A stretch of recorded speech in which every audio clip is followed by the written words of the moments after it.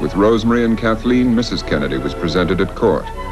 Indeed, the royal family went out of its way to be gracious and even invited the Kennedys for a weekend at Windsor. We were both, of course, so thrilled, and it was so beautiful, and then we could hear the changing of the guards outside. And we could look at this vast expanse of lawn where the following day we saw the two little princesses playing like our own children used to play now. And he took a look around and he said, this is a hell of a long way from East Boston. Because where he was born, of course, was a suburb, I suppose, a small part of Boston.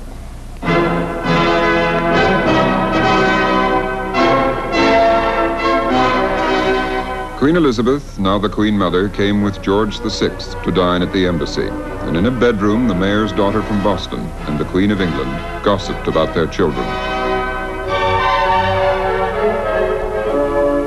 The Queen made an impression on Rose Kennedy, which is still vivid. As the Queen, they never could have found her equal, I don't think, had they searched the whole world, because she was so charming. I think it's a terrific responsibility to have that honor from the time you're born. If you're in politics, you can relax for a few years, but to be always on time, to be always ready to meet people, to do it day after day. Behind the protocol and the fun, approaching war and living history for the children.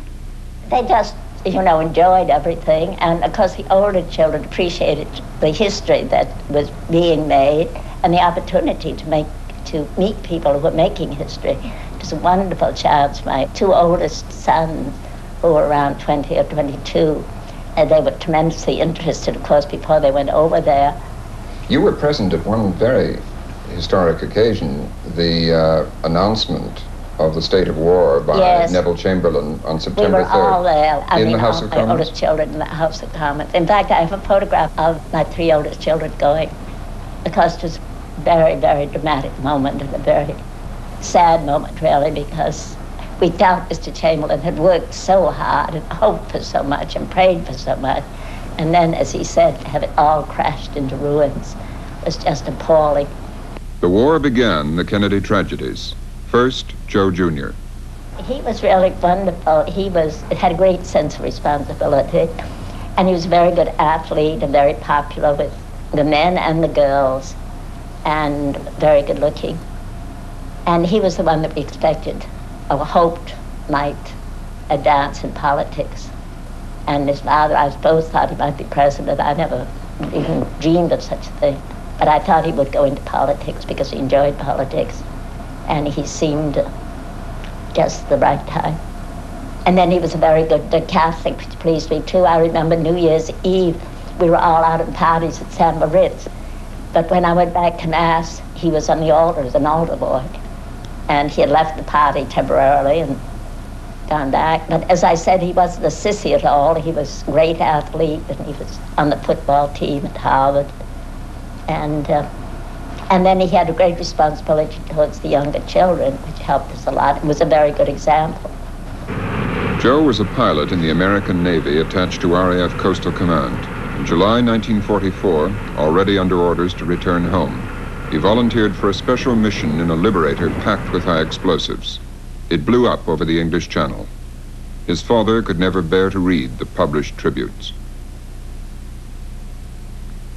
Kathleen worked in London with the Red Cross and married the Marquis of Hartington. He was killed in action 2 months later. She died in a plane crash in 1948. And Rosemary gave increasing signs of being mentally retarded, almost an unmentionable subject in those days, and the heartbroken family could conceal it no longer. When she was small, I realized that she was slow at school, and it was difficult for her to steer her sled. It was difficult for her to hold a pencil when she wrote. And I thought that she was different from the others.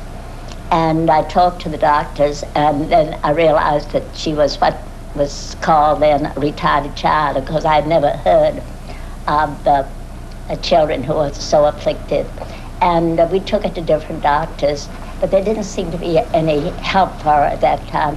As she grew older, she unfortunately grew progressively worse,